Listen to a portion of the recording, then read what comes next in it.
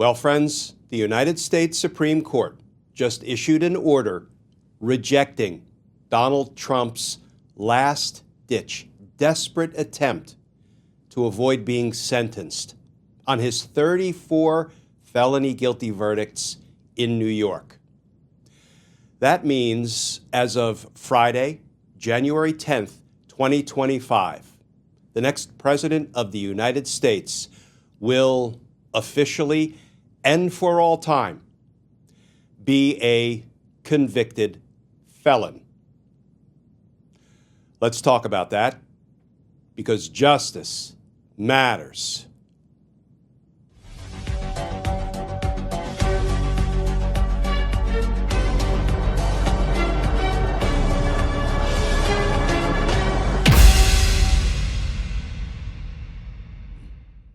Hey all, Glenn Kirshner here.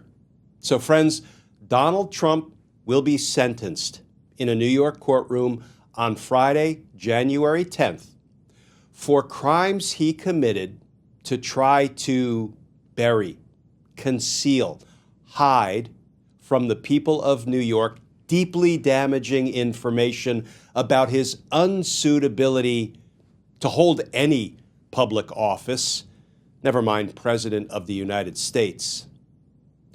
Let's start with just a little bit of the new reporting, and then let's go right to the Supreme Court's 3-sentence order. Let's start with this from the New York Times. Headline: Supreme Court denies Donald Trump's request to stop his sentencing. And that article begins: the U.S. Supreme Court on Thursday denied President-elect Donald Trump's emergency bid to halt his criminal sentencing in New York, all but ensuring it would proceed as planned on Friday. In a brief, unsigned order, a 5-justice majority noted that Mr. Trump was not facing jail time and that he could still challenge his conviction in the ordinary course on appeal. Now let's go right to the just issued Supreme Court order. The application for stay presented to Justice Sotomayor and by her referred to the court is denied for, among other reasons, first, the alleged evidentiary violations at President-elect Trump's state court trial can be addressed in the ordinary course on appeal. Second, the burden that sentencing will impose on the president-elect's responsibilities is relatively insubstantial in light of the trial court's stated intent to impose a sentence of unconditional discharge after a brief virtual hearing. Justice Thomas, Justice Alito, Justice Gorsuch, and Justice Kavanaugh would grant the application. Okay, friends, let's talk about 3 main takeaways from this legal development. First of all, this one was a squeaker, a 5-4 opinion of the Supreme Court. 5 justices chose to respect the rule of law. Chief Justice Roberts and Justice Amy Coney Barrett joined the sort of more traditionally liberal bloc of the Supreme Court, Justices Sotomayor, Kagan, and Ketanji Brown Jackson. And all 5 rejected Donald Trump's absurd efforts to avoid all accountability for his crimes. Those 5 justices respected the jurors and their verdicts. They respected the people of New York, and they respected the rule of law. Whereas the 4 justices who voted to do Donald Trump another solid, try to help their man avoid all responsibility for his crimes, Thomas, Alito, Gorsuch, and Kavanaugh, in a very real sense, they voted to disrespect the jurors and their guilty verdicts. Thomas, Alito, Gorsuch, and Kavanaugh voted to ignore Donald Trump's victimization of the people of New York. Thomas, Alito, Gorsuch, and Kavanaugh, in essence, voted to shit all over the rule of law. Sorry. Second takeaway. We all feel like it's a foregone conclusion that Judge Merchan will impose basically no punishment. A sentence of what's called an unconditional discharge. What the hell is that? Well, in my 30 years as a prosecutor, I never saw an unconditional discharge.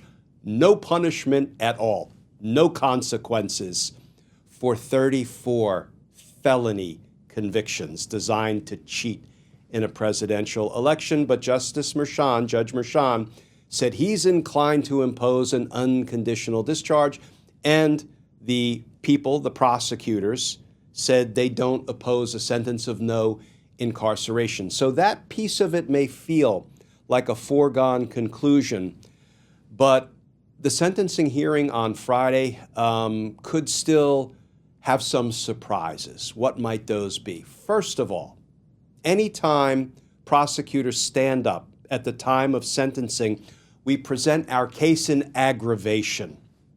We talk about the crimes committed by the offender, crimes for which a jury convicted the offender. We talk about the motive for the crime. We talk about the consequences of the crimes. Who was victimized? Well, it's the voters and indeed all the people of New York. I would argue by extension, all of the people of the United States were victimized by Donald Trump's falsifying business records to cover up information that the voters were entitled to, indeed needed, to accurately judge Donald Trump's unsuitability to hold public office. These were serious felony crimes. So I expect Alvin Bragg's prosecutors to present the prosecution's case in aggravation. Then, of course, Donald Trump's lawyers will get to present the case in mitigation, why he's unworthy of punishment. I'm sure we'll hear things about witch hunts and compromised and conflicted judges and rogue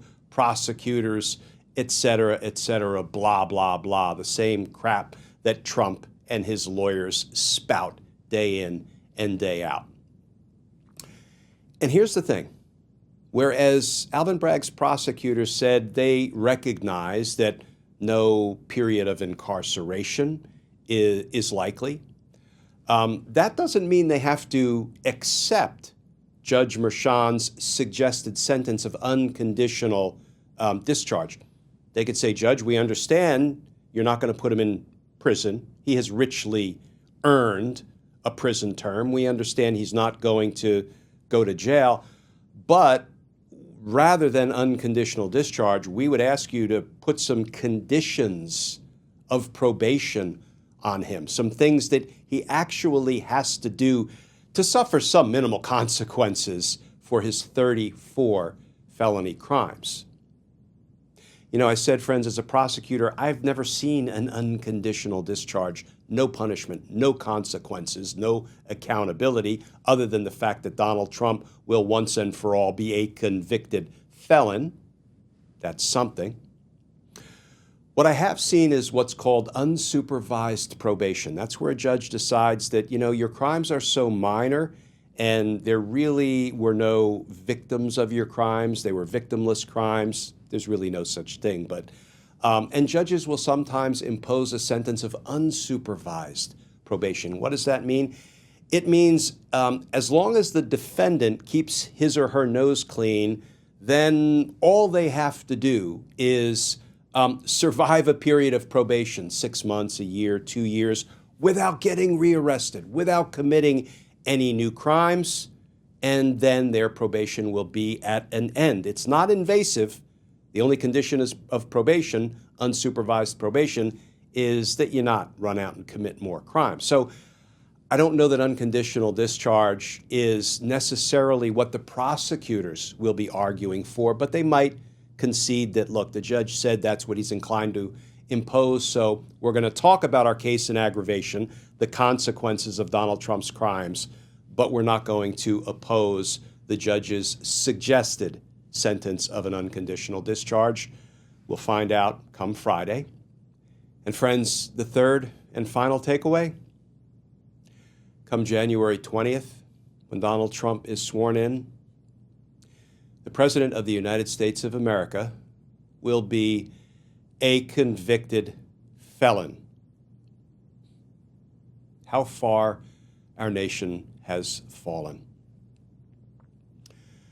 But friends, we may be entering a dark period, but we're going to come into the light again. We're going to move in the direction of justice. We have to. Because justice matters. Friends, as always, please stay safe. Please stay tuned. And I look forward to talking with you all again tomorrow.